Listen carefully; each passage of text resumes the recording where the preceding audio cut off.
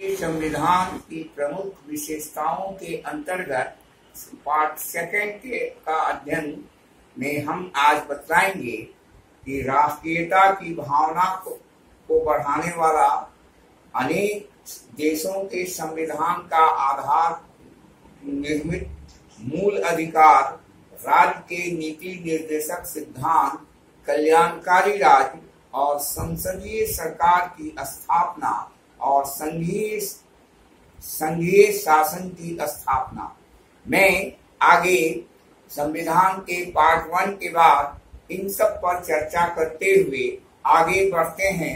राष्ट्रीयता की भावना को बढ़ाना। भारतीय के मध्य में भारतीय संविधान का जब निर्माण हुआ तो उस निर्माण के तहत में राष्ट्रीयता की भावना को आगे बढ़ाया गया और बढ़ाने के क्रम में उन्हें समानता और समरूपता, भाषा की अभिव्यक्ति का अधिकार भारतीय संविधान के द्वारा दिया जाने लगा और भारतीय लोग जो थे नियम कानून के तहत बंधे और लोग अपने कर्तव्य और को मूल रूप से वे जाने और जानने के क्रम में आगे बढ़ते हुए भारतीय में राष्ट्र क्या है और राष्ट्र का व्यक्ति अगर कोई कार्य करता है तो वह कार्य में नेशनलिटी की भावना का कैसे विकास होता है। तो राष्ट्र के प्रति समर्पित नियम के साथ हमें अगर संविधान के द्वारा अपने विचारों की अभिव्यक्ति करने का अधिकार दिया गया है, तो वैसी परिस्थिति में अगर हम आंदोलन या रोड जाम करते हैं तो सरकार जो उस समय की होगी तो वैसे में अधिक दिनों समय तक रोड जाम अगर कानून को कोई व्यक्ति अगर हाथ में लेगा तो हमारे संविधान में यह वर्णित किया गया है कि कानून को हाथ में लेगा कोई भी जनता तो सरकार उसे न्यायपालिका के तहत दंड देने का भी प्रोविजन रखा गया है। एक और भाषा, जन समुदाय किसी भी स्थान में रहने की स्वतंत्रता की दी गई तो ठीक उसी प्रकार हमारा कर्तव्य भी होना चाहिए कि हम इन देशों के में जहां भी रहें, भारत के किसी भी कोने में रहें, लेकिन भारतीय संविधान की मर्यादा का पालन अक्षरशः पालन करते रहें, उसमें लिखित बातों को आधार बनाते रहे और इसी आधार ही मूल इसका मंत्र है कि हम जहां भी रहें, कोई भी कोना में रहें, हम भारतीय हैं और यह संविधान हमें अनेक त्याग और अटूट तत्परता का जीता जाता संवैधानिक अधिकार हमें अनेक संघर्षों और नेताओं के कुर्बानियों के बाद हमें भारत का संविधान नवनिर्माण के बाद यह मिला है और इस संविधान की गरिमा को बचाना प्रत्येक भारतीय का पावन पुनीत कर्तव्य होगा और राजनीतिक, सामाजिक, धार्मिक, आर्थिक का मनोबल ऊंचा हो। इस दिशा में संविधान में अनेक आर्टिकल में इस तरह की चर्चाएं की गई हैं। अगला इसके तहत में और भी बातें आती हैं कि फंडामेंटल राइट्स क्या है। भाषा की स्वतंत्रता के बाद राजनीतिक अधिकारों के अंतर्गत यह अधिकार दिया गया कि मूल अधिकार है कि हमारा उद्देश्य प्रत्येक व्यक्ति के अवसर प्रदान करना, प्रत्येक व्यक्ति के सर्वांगीण विकास के तहत कैसे हो इस पर वह अपना काम करे। विचारों और शोषण पीड़ित अगर कोई हो रहा है तो वह अपनी आवाज को उठा सकता है, इसकी स्वतंत्रता है। धर्म जाति का किसी भी धर्म में कोई व्यक्ति अपना सकता है, इस पर कोई दबाव नहीं दे सकता है, सरकार इसके खिलाफ कानूनी कार्रवाई करेगी। अगला पॉइंट आता है राज्य के नीति निर्देशक सिद्धांत। कोई भी राज्य का अपना एक प्रिंसिपल होता है और प्रिंसिपल के तहत में यह बताया जाता है कि भारत जनहित में सरकार के द्वारा नियमों के लिए संविधान सरकार ने यह निर्देश दिया, निर्देशक सिद्धांत दिए कि मूल अधिकार को बचाए रखना भारतीयों का पावन कर्तव्य है।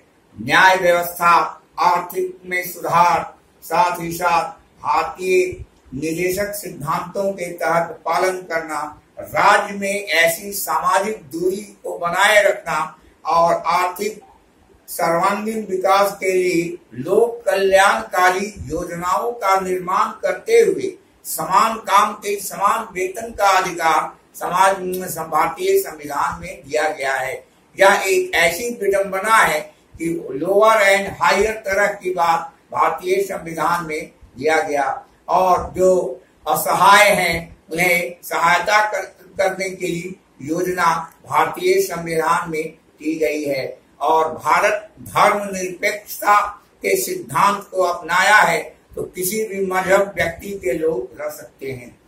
नेक्स्ट, कल्याणकारी राज्य। ए वेलफेयर स्टेट का मतलब हुआ कि भारतीय संविधान एक कल्याणकारी राज्य की श्रेणी में आता है। Federal form of Indian government was adopt in the welfare state. संप्रभुता जो है वह भारत की संविधान की प्रमुख विशेषता का मूल है और सोल अगर कहा जाए भारतीय संविधान का जो सोल है उसको हम आत्मा कह सकते हैं और इसमें आत्मा में अनेक प्रकार के कल्याणकारी एवं नीति निर्देशक तत्वों का समावेश है। इसीलिए हम सॉवरेंटी जो है, बिना गणराज्य का मतलब हुआ सॉवरेंटी सुपर पावर है और सुपर पावर के अलावा कल्याणकारी स्टेट के तहत हम इसको जिक्र कर सकते हैं। सॉवरेंटी के बिना भारत एक गणराज्य हुआ और सॉवरेन पावर है। कोई भी निर्णय लेने का अधिकार भारतीय संविधान के तहत कार्यपालिका, न्यायपालिका, विधान पालिका, इस तरह से शासन प्रशासन के नियम बने हुए हैं और इस नियमों के तहत जो भी व्यक्ति उस पद पर बैठते हैं वह नियमों के आधार पर इसका शासन का बागडोर संभालते हुए जनता जनार्दन में वह अपना कार्य करते हैं। इसके बाद कल्याणकारी के बाद आता है संसदीय सरकार की स्थापना, पार्लियामेंट्री फॉर्म ऑफ गवर्नमेंट। तो पार्लियामेंट्री फॉर्म ऑफ गवर्नमेंट क्या है? संसदीय कार्य का मतलब हुआ भारत में प्रजातांत्रिक शासन प्रणाली को अपनाया गया। अमेरिका में प्रेसिडेंशियल फॉर्म ऑफ गवर्नमेंट है। दुनिया में बहुत से देशों में राजतंत्रात्मक सिद्धांत को अपनाकर वहां का शासन चलाया जाता है। भारत जैसे विशाल देश में पार्लियामेंट्री फॉर्म ऑफ गवर्नमेंट प्रजा को यह अधिकार होता है कि वह अपने सांसद एमपी का चुनाव करे और वह एमपी मिलकर के प्रधानमंत्री का चुनाव करता है।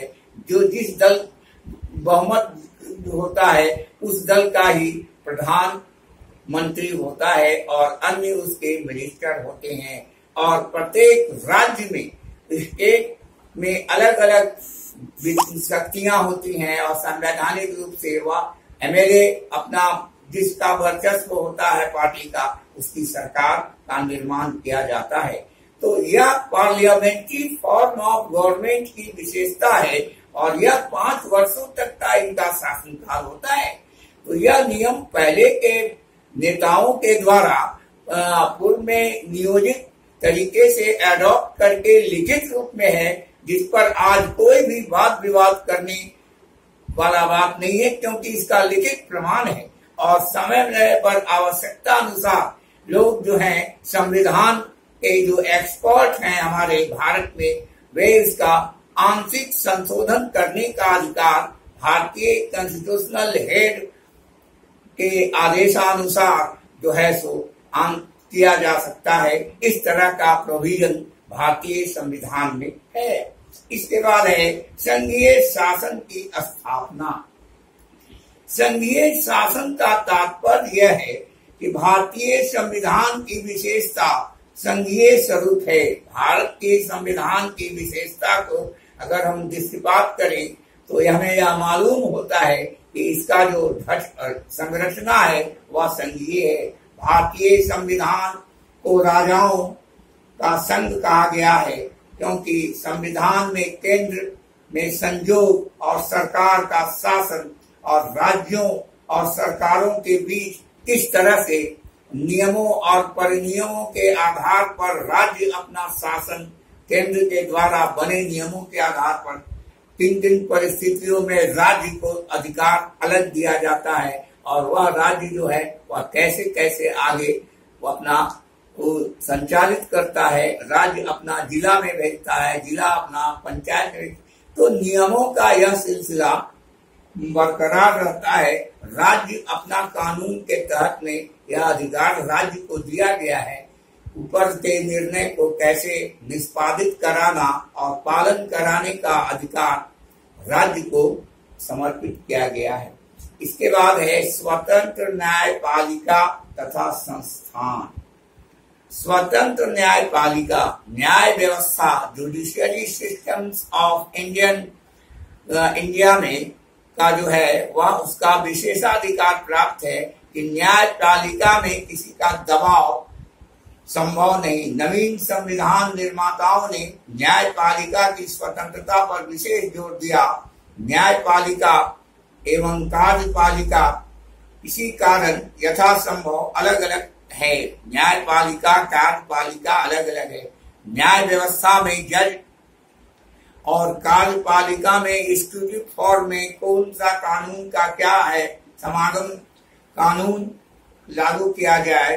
न्याय के समान स्वतंत्र चुनाव आयोग और प्रत्येक व्यक्ति को मताधिकार का अधिकार है जो 18 वर्ष की आयु पूरा कर लेता है।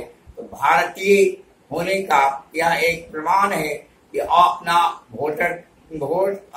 वोट कास्ट करें और निष्पक्ष मतदान कराना सरकार की जवाबदेही है। लेकिन वोट देने का अधिकार प्रत्येक नागरिक, लड़का लड़की, महिला पुरुष, यह अधिकार भारतीय संविधान के द्वारा पालित है। और न्यायपालिका जो है वह किसी के दबाव में न रहे, वह स्वतंत्र निर्माण किया गया है। तो इस तरह आज हमने पार्ट 2 पॉइंट हमने भारतीय संविधान का डिस्कस किया। Thank you.